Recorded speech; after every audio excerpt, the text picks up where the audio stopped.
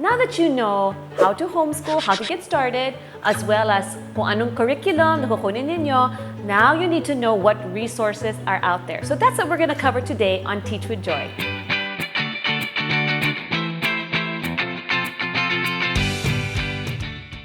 So I'm sure excited na kayo mag-homeschool. Alam na natin, di ba, the basics of homeschooling, how to choose curriculum. So today on Teach with Joy, we're going to talk about how to choose your resources.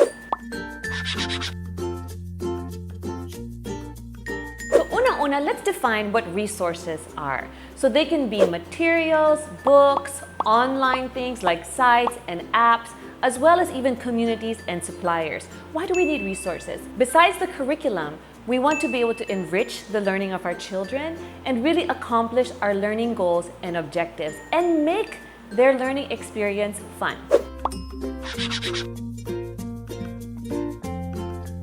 So let's talk about books first. Why do we also need books on top of just the basic curriculum? This is one way for your kids to really develop the fundamental skill of reading, of comprehension. And so with my daughter Tiana, I remember years ago when I asked her, honey, what kind of books do you want to read? And she told me, I want to read about ponies, I want to read about cats, all these cutesy animals. So nung una-una, I thought, I wish she would read about the classics, but she wasn't ready yet. So I started to get her books based on her interest. And guess what? Now, she's really starting to read classics. So it's really been a process. But books will help you as a resource to get your kids to really develop the skill of reading. So as your kids get older, keep asking them, what kind of books do you want to read this year? Yung isang anak ko, he wants to read about architecture, industrial design, product design. So these are all ways you can enrich their homeschooling experience. And books don't always have to be expensive. You know, I used to go to book sale. I used to go to Books for Less. So you can really get them super discounted, really nice books pa din, and you don't have to spend a lot of money. Or you can get the PDF version, the Kindle version, or you can even get audiobooks, depending on your child. But all of these will be good resources for your homeschooling. You can also get materials. So ano ba yung materials? This can be manipulatives for younger children. It can be Montessori type toys. It can be educational toys. Anything that will help them to make their learning more hands-on. Tapos pag older kids, you can also get kits for experiments, get them lots of art supplies. All of these materials will be part of your resources for homeschooling as well. You also want to take advantage of online sites, apps, communities. For example, when my kids were younger, I really used Starfall with them. Starfall is actually a free site, and they will learn how to do their phonics, learn how to do basic reading. So these are sites that you can utilize. Tapos yung iba doon, free talaga siya. So even if you had paid for curriculum, you can enrich it with resources that are free, that are online. Also, Facebook pages, Twitter communities of homeschoolers.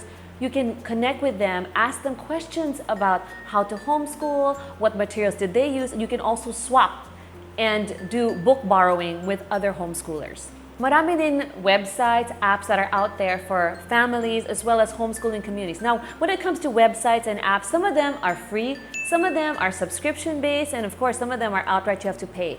So this is where you have to be discerning na lang. For me, I prefer to go for the free ones, and I actually have a list here for you of free stuff. Kasi if you're like me, we like free. So, for example, Trip Savvy. This allows kids to travel virtually.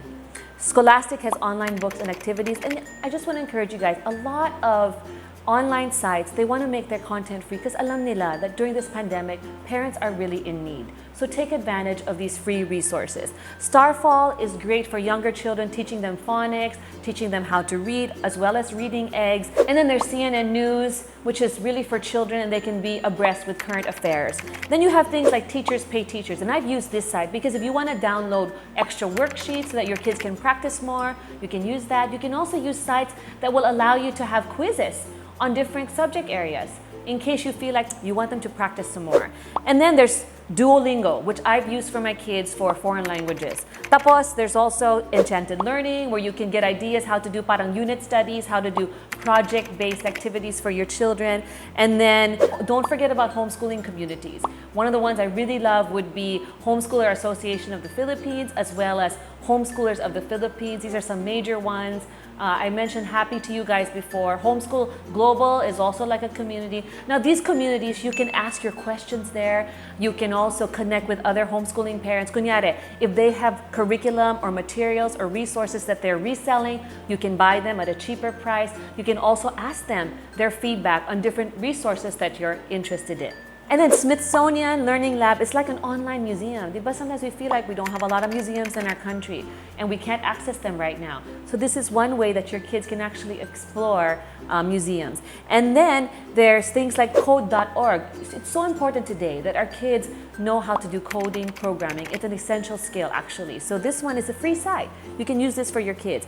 And then there's another one like Academy Earth. This is something that's for your older children. If they want to hear more academic lectures, you can use this one for them. So as you can see, there's lots of options for you in terms of online resources and free. So there are a lot of resources out there. They are everywhere and they don't always have to be costly. Some of them are really free and you can swap, you can borrow, you can look for secondhand items.